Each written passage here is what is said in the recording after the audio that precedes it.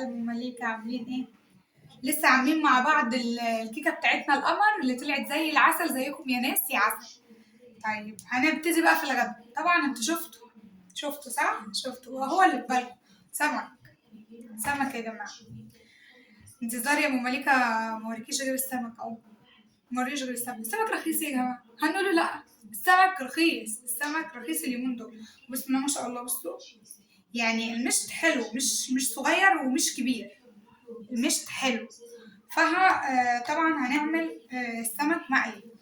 احنا بنحبه بصراحة واحنا من عشاق السمك بصراحة.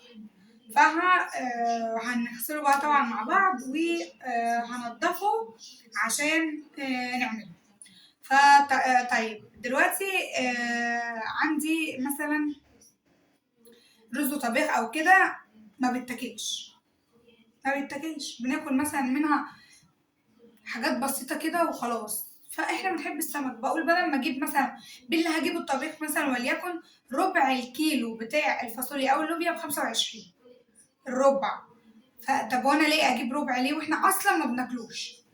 لا احط عليهم مثلا وليكن يعني السمك ده انا جايباه الكيلو ونص ب50. لا ما انا احط عليهم كمان 25 جنيه واجيب كيلو ونص. بعمله على مرتين والله. بعمله على كيلو الا ربع وكيلو الا ربع. بروح جاي عاملاه انا على مرتين بقسمه واحطه في الفريزر. يبقى عندي كيلو ونص ب50 اعمله على مرتين في الاسبوع. ساعات بعمله 3 في الاسبوع. يعني احنا كنا لسه واكلين بساري اول امبارح. عملت الرز ولوبيا والله ما اتاكلش. الحلتين لسه على البوتاجاز اهو. احنا بنعمل الطبيخ ما بيتاكلش. فطبعا عشان ما اطولش عليكم يا حبايب قلب المليكه هنعمل سمك على طول مع بعض. هنضفه طبعا عشان نشوف احنا هنعمل فيه ايه ونشوف مليكه بتعمل ازاي السمك. هو طبعا هو ما فيهوش تركات يعني ولا الكلام دوت. فهنعمله مع بعض. اهم حاجه حطوا اللايك واعملوا الاشتراك وفعلوا الجرس عشان يوصل لكم كل جديد من ام مليكه. واستنوني لاني انا بحبكم بحبكم بحبكم. وهنا يا حبايب قلبي نضفنا السمك وخليناه فل. انا غسلته مرتين 3. طبعا بعد ما نضفته كويس بغسله مرتين 3 وحطيت عليه ملح وسبته شويه في الليمون ورجعت شطفته تاني وحطيت عليه ليمون تاني اهو. بقى قمر. وبصراحه انا عندي وسواس قوي بقى من الحاجات اللي هي الزفره او الحاجات دي. افضل ممكن بالساعه اغسل فيها عادي. بس اهم حاجه ما يبقاش فيها زفاره ولا كده. تعالوا بقى نعمل تتبيله السمك عشان نخلص. تتبيلة السمك بقى طبعا معانا طماطمية وقرن فلفل وليمون. مش عايزين اكتر من كده. وطبعا التوم بتاعنا. خلاص احنا حفظنا العلبة دي. مفيش كبة في الهون عادي. منصعباش على نفسنا. معلقة توم كبيرة اهو لان السمك بيحب التوم كمان حتة عشان السمك بيحب التوم.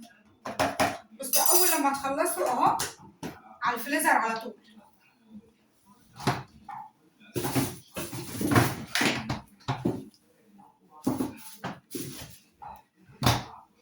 وطبعا حطيناها في الفريزر. وقرن الفلفل بتاعنا.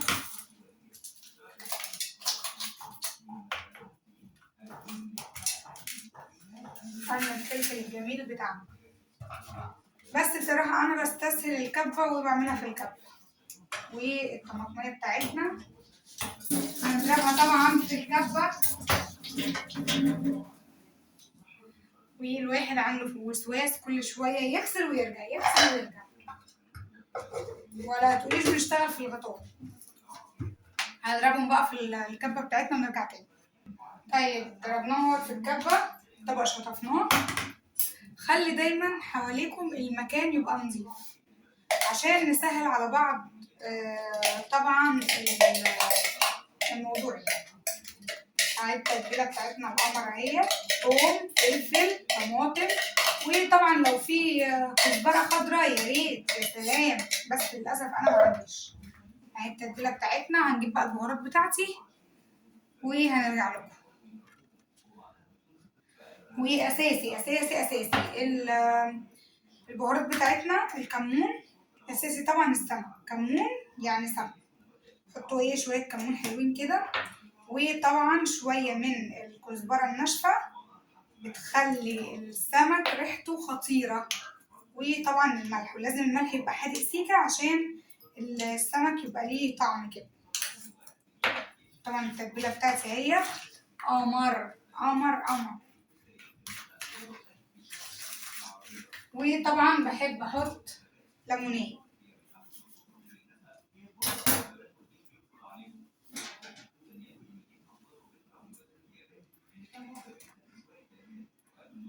تتبيله كده معايا فله فله. تعالوا بقى طبعا مع بعض نتبل السمك، هنتبل ونرجع. طيب صفينا السمك وشطفناه كمان شطفه بردك احتياطي. السمك بتاعنا اهو شفتوا قمر قمر قمر قمر. اهم حاجه النظافه.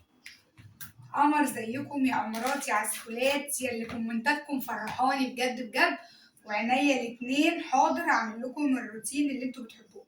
نحشي طبعا السمك كده، هعمل لكم الروتين اللي انتوا قلتولي عليه حاضر. ان شاء الله بكره بامر الله ينزل لكم احلى روتين من ام مليكه. بس ما تنسوش اللايك والمتابعه واحلى كومنت عشان يوصل لكم كل جديد من ام مليكه. طبعا اهوت احنا بنحشي السمكه، والله العظيم 3 السمك كبير صغير، اهم حاجه والله العظيم الفايده بتاعته. يعني الفايده لقيتي سمك صغير هاتيه، ما تقوليش لا سمك صغير احنا هناكل سمك صغير. اه يا اختي كلي سمك صغير. هيقولك لا مثلا، هيقولك لا ما تاكلنيش، هيقولك انا والله ما محطوط في الزيت ولا مطبوخ. سهلي على نفسك وسهلي على بيتك وسهلي العيش على جوزك، جوزك اللي متغرب اللي شقيان، او جوزك اللي طالع ميتينه في الشغل، مش لازم يكون مسافر، مش لازم تقولوا احنا معانا هناكل احسن حاجه، معاك والحمد لله كله احسن حاجه، بس التوفير حلو برضه. طبعا اهوت عشان احنا خلصنا استنوا دوت شويه لا اهوت فاضلين، هنرشها طبعا على السمك لحد ما يتبل كده شويه عشان حرام، احنا قلنا مش عايزين نرمي اي حاجه. اهوت هنتبل بيه السمك كده يقعد شويه في التتبيله عقبال طبعا ننقي الرز ونعلق على البصل.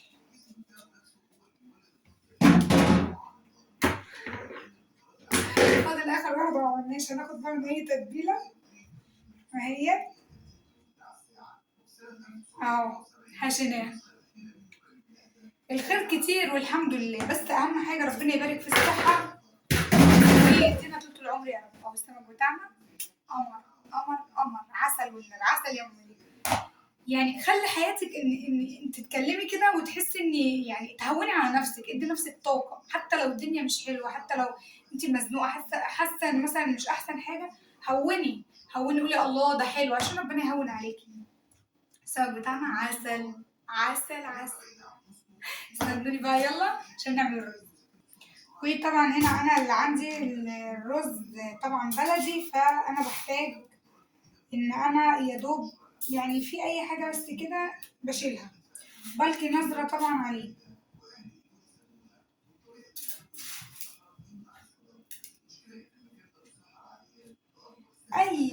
اي حاجه مش حلوه فيه انا بشيلها، ولازم اي رز لازم يتنقع لازم.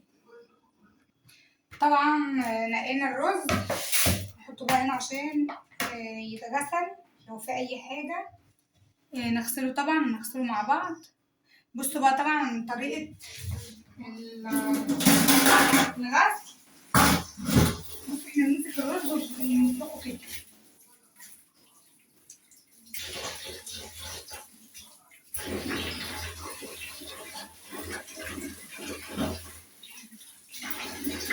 وطبعا انا بسيبه شويه الميه تشرب فيه، وبرضه كل شويه اقلب تقلبتين كده فيه عشان لو في اي حاجه تقل.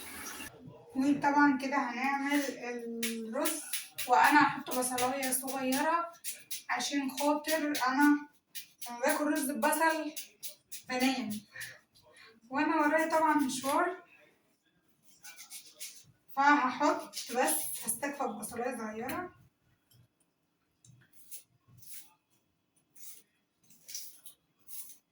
الرز اللي هو البصل ده بيبقى جميل جدا جدا جدا، بيبقى حلو، بحبه جدا. تعالوا بقى معانا يلا عشان نشوف احنا هنعمل ايه. وزي ما انتوا شايفين الواحد عنده وسواس كل شوية على كده. طبعا هنا هنحط على طول، هنعلق على طول على الرز عشان نعمل الرز ببصل. وطبعا انا هنا بعمل البصل. خلي بالكم طبعا يا جماعة من الحاجات ديت، عشان خاطر لو انت ايدك قريبة جامد من النار مباشرة كده بتسخن وهتحرقلك ايدك، لان هي عملتها معايا كذا مرة بصراحة. وطبعا انا هنا غسلت الرز، طبعا انا هنا غسلت الرز بتاعي وبقى نضيف وقمر. استني بس البصلة بتاعتي تحمر، وعشان البصلة تحمر على طول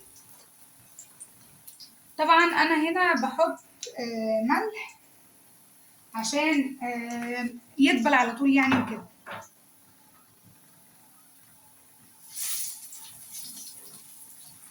احنا عايزين الرز بتاعنا يبقى احمر، يعني يبقى بني غامق كده. انتوا عارفين الرز السيداه بيبقى غامق. طبعا عندي هنا شباك انا فاتحاه وحاطه عليه عاملاها انا زي نظام ستاره على ايدي كده، عشان ما تبقاش تدخلي دبان كتير. يعني هو مثلا يا دوبك كده ان هو بيدخلي هوا، فانا لان انا لما بفتحه بيدخلي دبان كتير يعني. كده البصله معانا اتحمرت وبقت زي العسل. طبعا انا بنزل بالرز.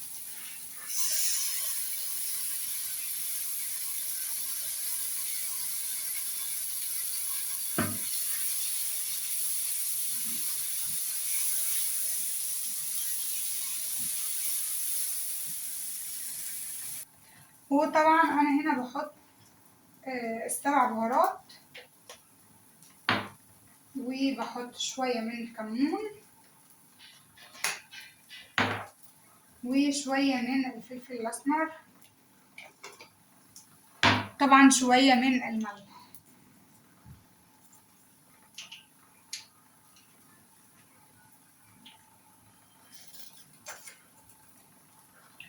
وبشوح طبعا ده كله في بعضه كده.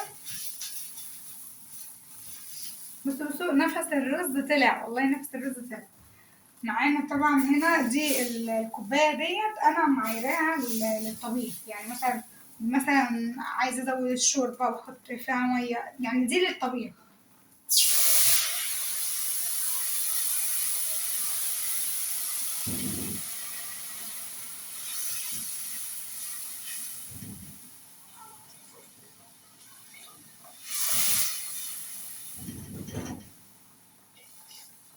وكده معانا مقدار الرز تمام أوي. وطبعا يلا هنا عشان نعمل السمك نحطه في الدقيق. طبعا انا بحب احط الدقيق شويه بشويه عشان خاطر ما يتزفرش مني، عشان لو عوزت في اي وقت الدقيق يعني الاقيه موجود نضيف. هنا كده اهوت الدقيق بتاعنا اهوت.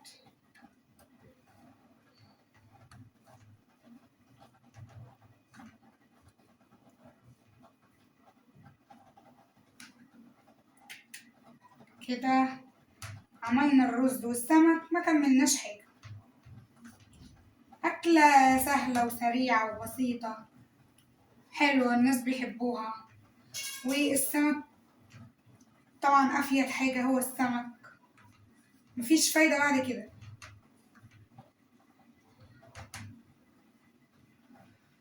مفيش فايده ومفيش بساطه احسن من كده. بس اهم حاجه ربنا يديمها علينا نعمه، بس ربنا يديمها علينا نعمه معانا.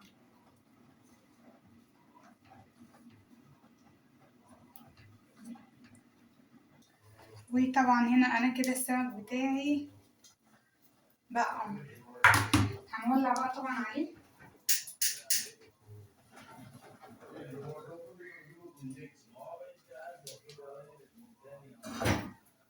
وكده بقى زي العسل اهو. طبعا يلا عشان نحطه في الطاسة.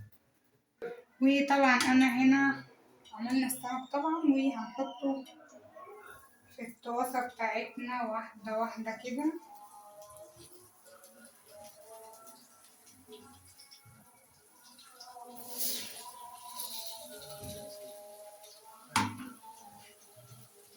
كده بقى الدنيا تمام. حالا بقى نعمل طبق سلطة حلو. شوف احنا هنعمل ايه. طبعا ايدينا، شوفوا يا جماعة انا عندي وسواس في طبعا غسل الايد ده، مش عارفة ليه بصراحة. السمك بتاعنا اهوت على النار، وتعالوا نعمل شوية سلطة مع بعض. كده أول رصة معانا طلعت اهي. عسل عسل عسل عسل عسل عسل، تعالوا كلوا معانا. وهنا طبعا عملت طبق السلطة بتاعنا عسل اهوت. وزي ما انتوا عارفين قلت لكم مش هحط بصل عشان انا طالعة مشوار، انا مش عايزة انام. انا لما باكل الحاجة عليها بصل كتير بنام، وانا مش عايزة انام. كده اهو معانا الرصتين بقوا زي العسل. كده اهو عملنا السمك بتاعنا، وهنا كده غرفت كده زي العسل. انا هاكل بقى، مستنياكم تاكلوا زي العسل واللايكات. بحبكم.